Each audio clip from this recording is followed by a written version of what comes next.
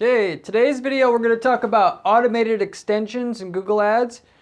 Some people call them, dynamic. The official name is automated extensions, not dynamic extensions, but I provided both just in case for the algorithm here.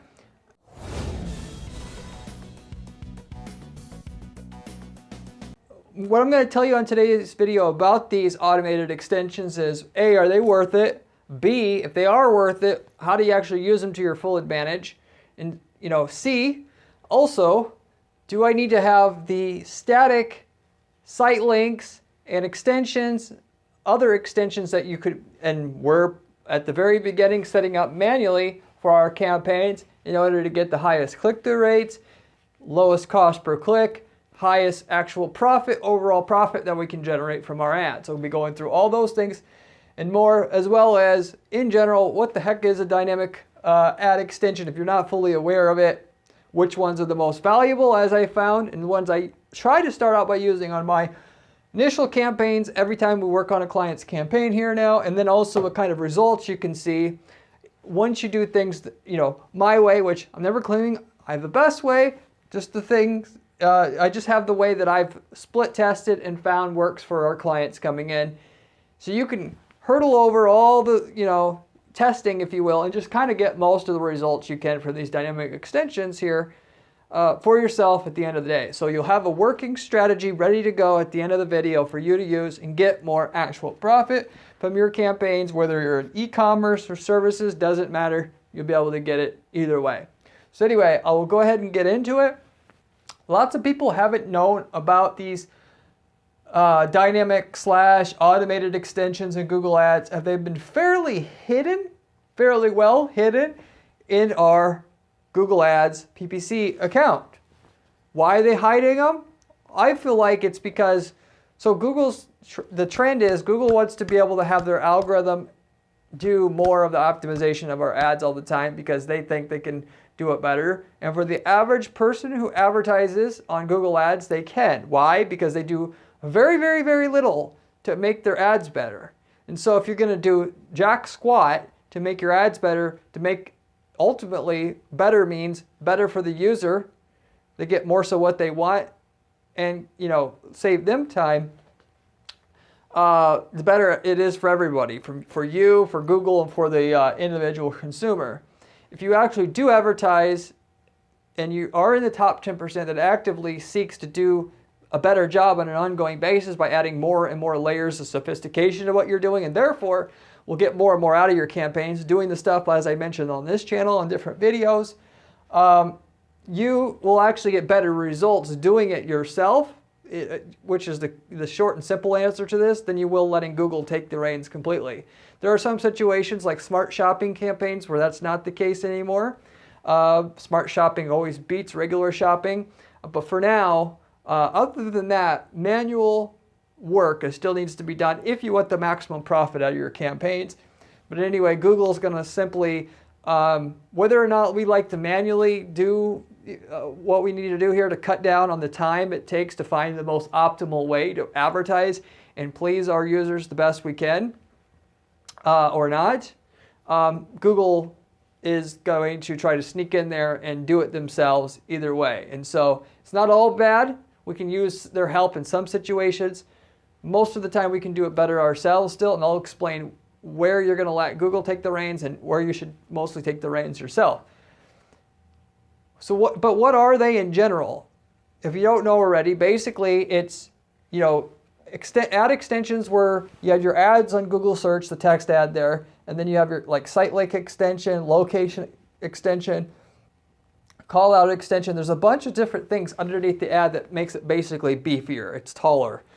It's taller, therefore people will notice it more. It seems like you're more authoritative. Google's giving you more actual room on the Google search result. Therefore, the idea being you can get your click-through rates up more because it looks, half of it's just got to be due to it looks more authoritative. Half of it is there's actually more to read, therefore taking less risk by clicking on this. In terms of out of the ads there I have to pick from, the 4 ads, this one seems like it's more so matching what I actually need, therefore I'll click through, versus the other ones not so much, which leads to a higher click-through rate, better user experience, of course, and all that stuff, better ROI. So anyway, when these extensions first started out, we would have to manually tell Google what we wanted under the ad. Now, these automated extensions is Google's attempt through their own AI and search engine algorithm and advertising algorithm, what should be underneath those ads for the site link, for the call out extension. There's like basically 10 different extensions now. They keep coming out with different ones all the time, but Google's going to tell you and tell the end user what they should see on the bottom part of that ad, not yourself, or that's the idea anyway. And like I said, if you do no testing and you barely put any thought into this, Google can do a better job, okay?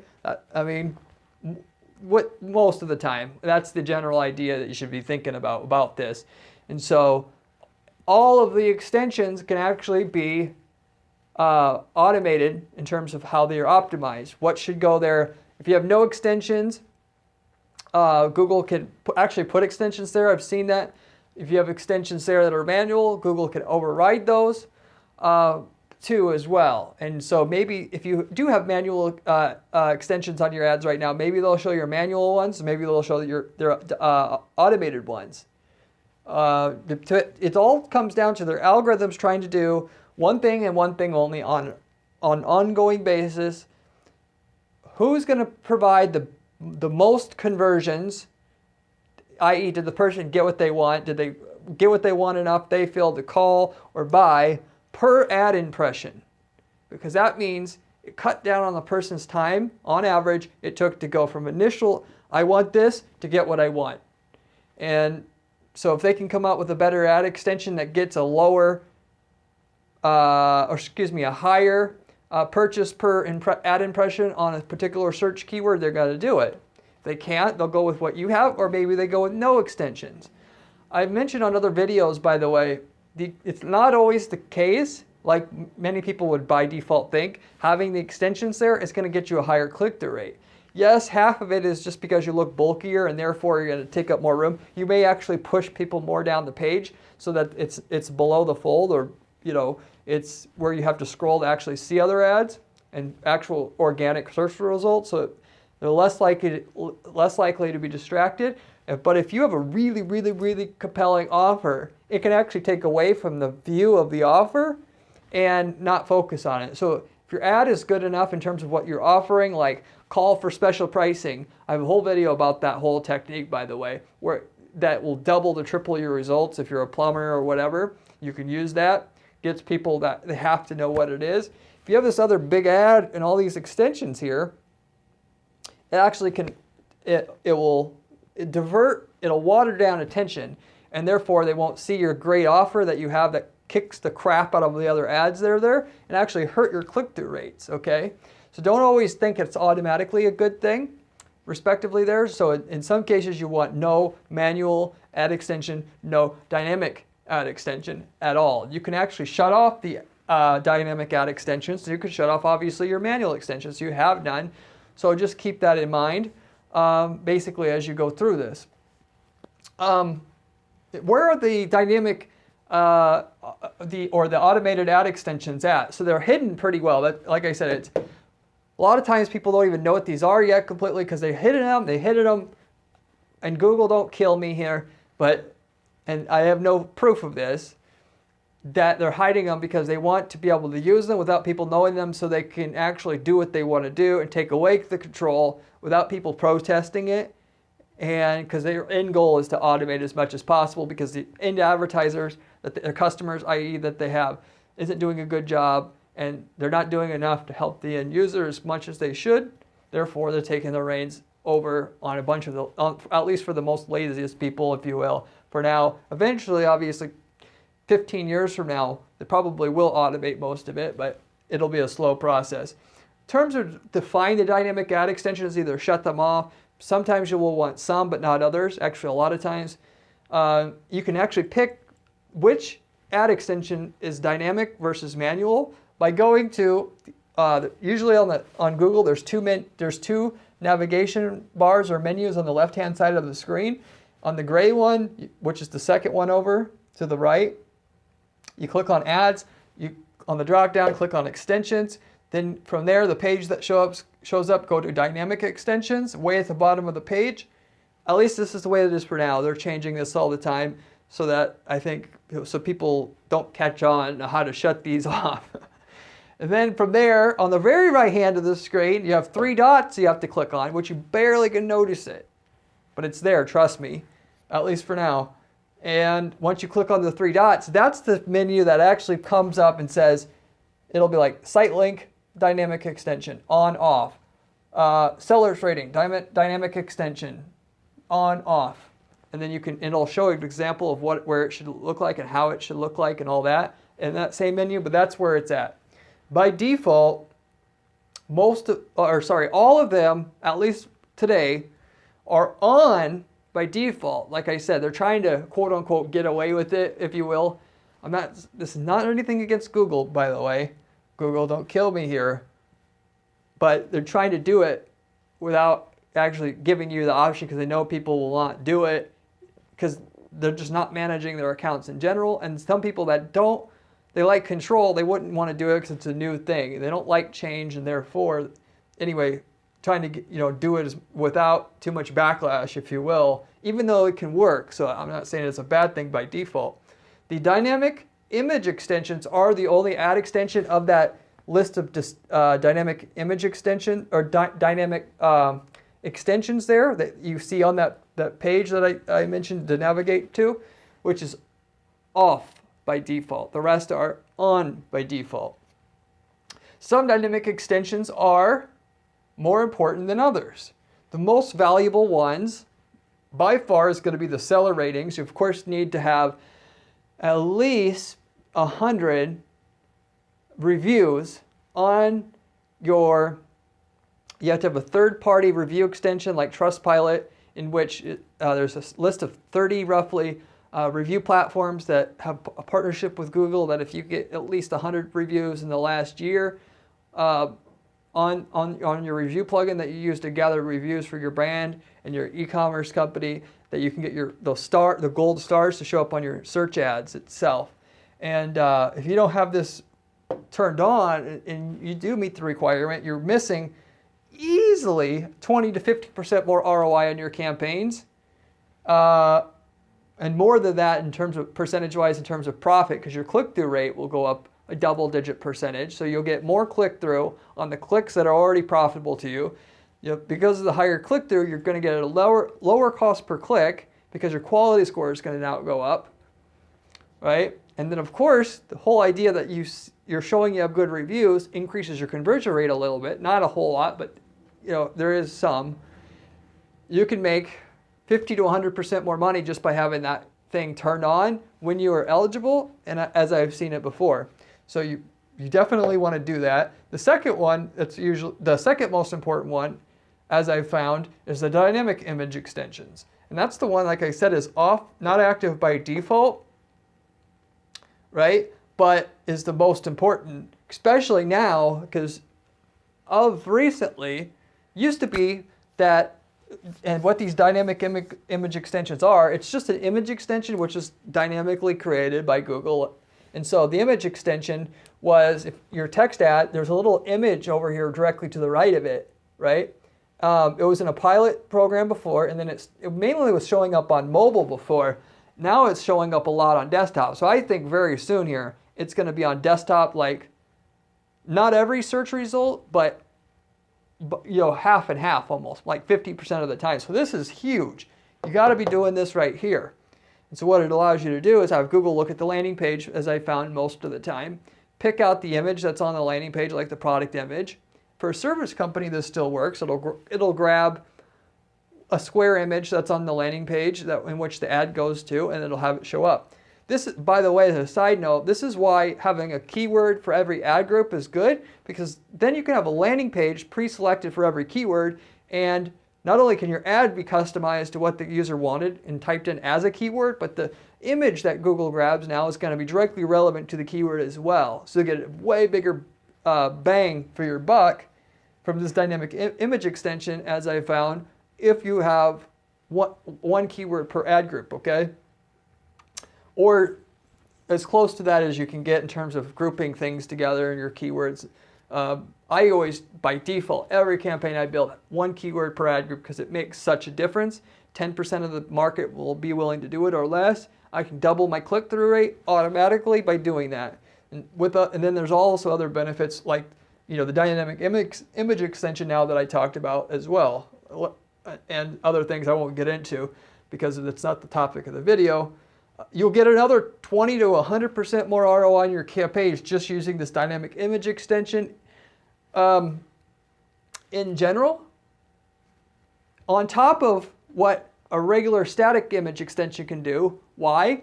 Because, like I just said, if you have one keyword per ad group, now you can actually it'll grab a relevant image. If you sell, stainless steel braided hydraulic line, whatever, something like super specific like that, you have an image there that's relevant to like rubber hoses there, or you have an image of a product there. What do you think is going to get a higher click-through rate? Higher click-through rate, like I said, is linked directly to profit, both in terms of reduction in cost per click and an increase in conversion rate to some degree, and the profit, because you're going to higher click-through now, you want to actually spend the time to make sure your dynamic image extension is relevant as possible to what the user was searching for. And respectively, most people, they only then use one image extension for their whole account. If you go ahead and actually have a manual setup image extension and you do it and you set up a unique image for every single ad group and don't do it at the campaign level or at the account level, you can actually get even more results from the image extension, and then the dynamic image extension loses its punch, if you will, which is what I actually recommend you doing, because you can get, it's such an easy bump in results you can get by using the image extension, given you can have a relevant image for every user search, if you will. And basically it makes them know what is on the other side of your ad before clicking, so you have a more qualified click at the end of the day. If anything else, that you want to set it up manually, but in the meantime, while you're doing that, so that you're going to manually pick out an image for every single ad group, therefore, and that would be, then you would have one image per keyword and look at what they were typing in, and then therefore see, what landing pages you should take them to, and therefore what image they should show right along your ad. The dynamic image extension will try to do that automatically for you in a rough way while you put that together, and then eventually you can switch to the manual image extension to get even more results out of what you're doing from that image extension, the potential of it in general, okay? And then, of course, in terms of the most valuable ones, they're kind of all the rest are similar in terms of how much potential you have. Now, regarding that, I talked about manual versus automated extension, which one's better, which one to use. Which one should I use in general, the manual or automated ad extensions? The best outcome is actually doing both. Why? So like I said, initially getting started, if you're not going to go into detail and set up extensions for every ad group in your account, which means you can set up manual extensions for every single keyword in your account, because you can do one keyword in an ad group by itself, like I recommend on all my videos, to just absolutely crush your competition into a dust. You can use the dynamic extensions, which they're on anyway in the meantime, except for the dynamic image extension, which you're going to today turn on, because it's going to get you a bump in your results right away, 20 to 100% ROI now, given its use on desktop even now. But because Google's algo can't guess what order people will want to see things in and what they should want to see, even if you are a moderate copywriter, you should be doing manual setup, because basically, if you were wondering, when you have a dynamic ad extension, let's say you have the dynamic site links. The site links themselves that show up underneath the ad, Google goes to the landing page, or goes to the, goes to the landing page from that ad, and it tries to pick out the site links that go for the dynamic site links. And the algorithm is basically All computers are stupid. They don't have greater awareness of things. So it's going to pick out like most of the time it's like the headlines that are marked up in H1 or H2, and as the page is coded, the headings basically, it'll use those as the site links as its first choice, and it won't just stick with one. It'll test other things. Actually, starting in March of 2022 this year, they're going to the things they test, they're going to tell you which ones get what click-through rates on that specific menu where you go to the menu with the where it says dynamic extensions that I told you before. It'll tell you of the ones they tested work, and you can actually, once you test it, it's tested enough, you can use those as your static extensions and then only use that. Eventually, it'll only run certain ones on its own anyway, but respectively, you could end the dynamic extension tests that they do at some point once you see which one gets pretty good results, maybe not the absolute max, so that you have stable results, and just switch those over to your static extensions, and then now you've got locked in results that are very consistent from there on out. But the algorithm's only so smart, okay? So you are a master of your business. You understand your products or services well. If somebody wants to go and look for a divorce attorney, your landing page or where you're taking people to your site, unless it was written extremely well, it probably doesn't have all the things on it that you can improve in terms of what do you say on your ad to get people to respond at a higher rate. And even if you do, it's unstructured. There's no structure. It wasn't structured for the purposes of making sure the dynamic extensions that you're having are going to be optimized the way that you want it to. So I found just by using your knowledge, even if you're not a good copywriter, which is, if you don't know what a copywriter is, it's basically a job of the person who has to write ads, copywriter. Even if you're not a copywriter and you just know your business, you can write a better site link for a particular keyword, because you're going to be doing manual site links on every keyword that you have at the ad group level are going to beat what the algorithm does by a considerable margin, even if you're not a good copywriter. If you're a good copywriter, you'll blow it completely out of the water. Okay?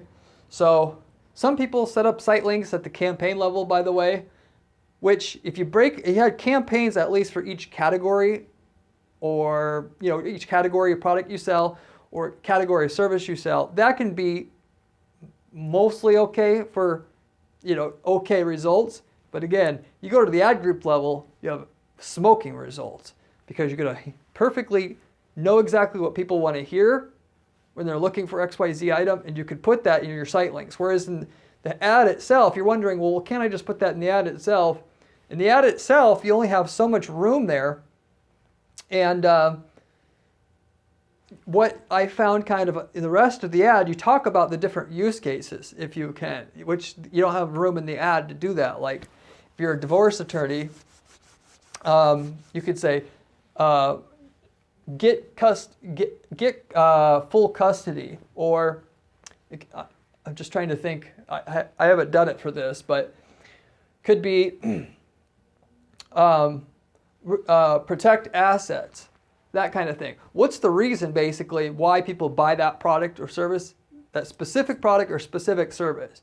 And then that's going to be your ad extensions for that particular ad group, okay? And you're obviously writing it in a human language versus what the dynamic extension system is going to do. It's just going to pull text off the site. It doesn't randomly generate text. It pulls text off the site. It's just going to be nonsensical sometimes what they pick, right? Which is why they're picking the headlines by default for that. But you get the point. You're going to be able to do better than a computer can do.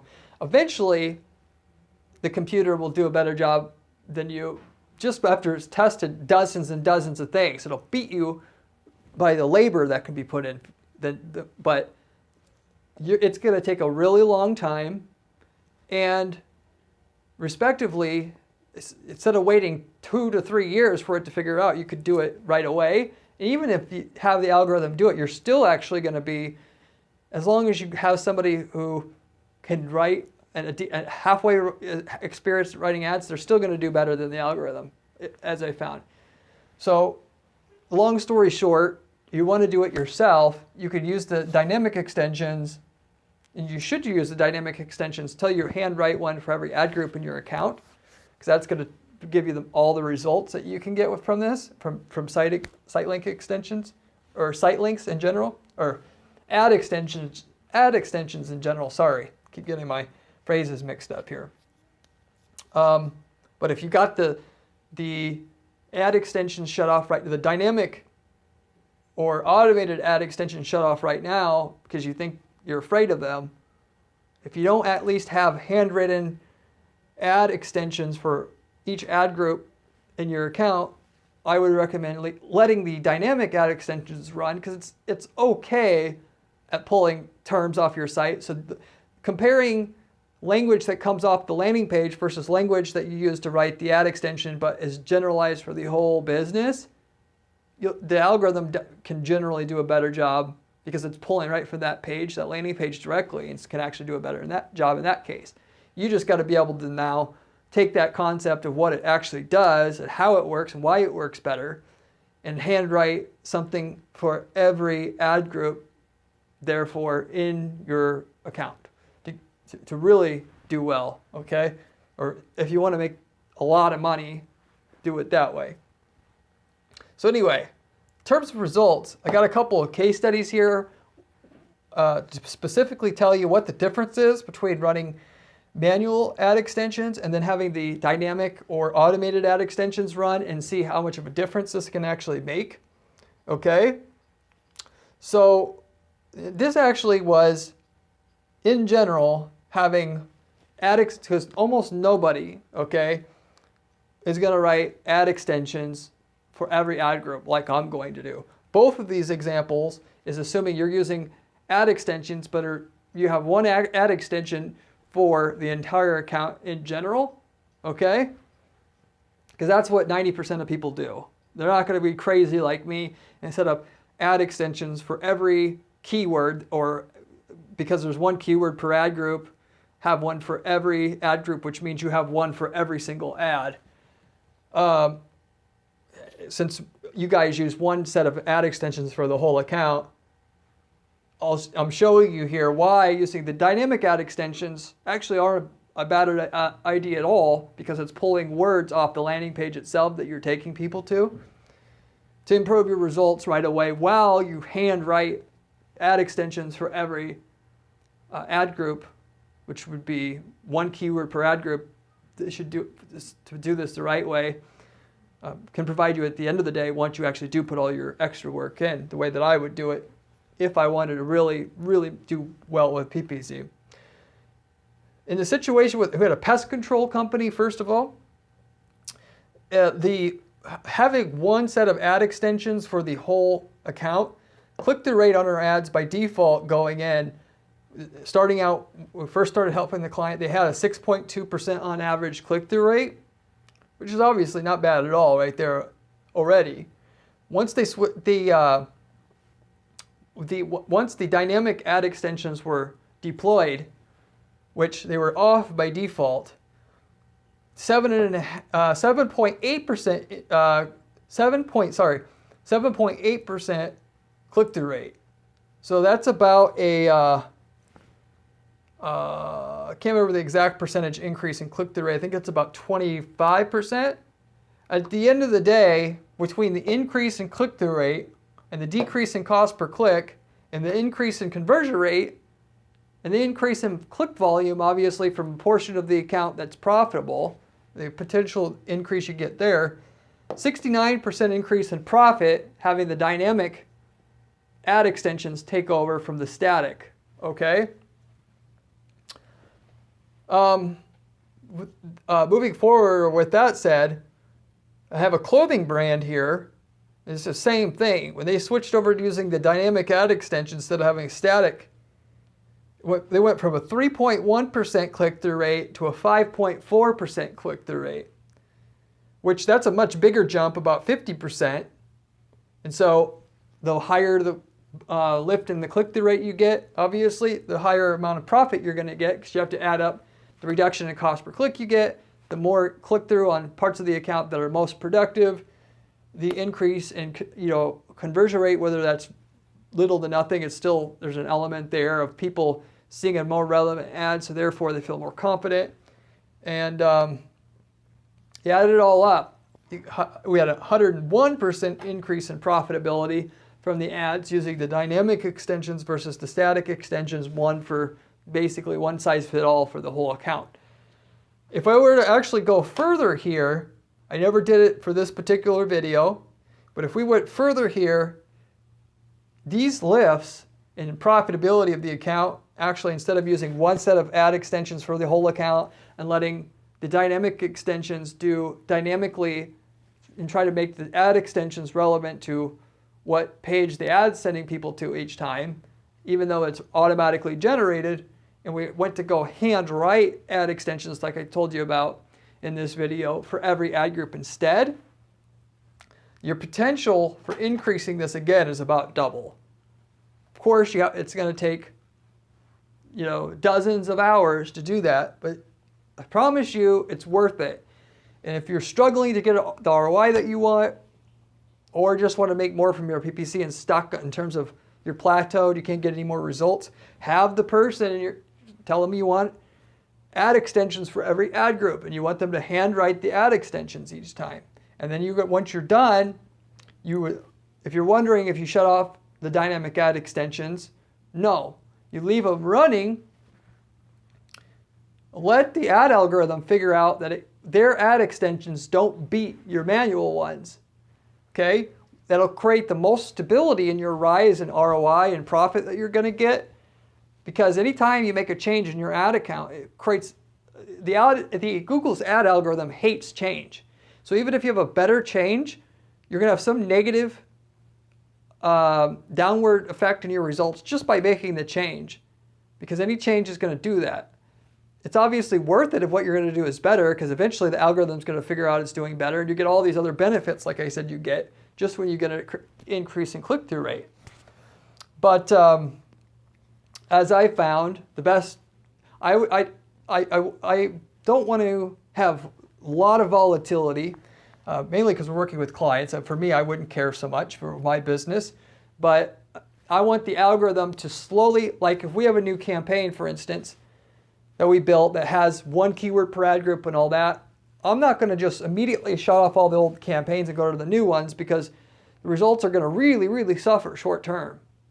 And then they'll come back, and then they'll be better, 90 to 180 days, or sometimes even a year in, to fully get things to where they're really doing better, have enough data behind the campaigns, because everything has two strikes against it when it's new, because most changes that are new don't perform as good as the standard of what's already going.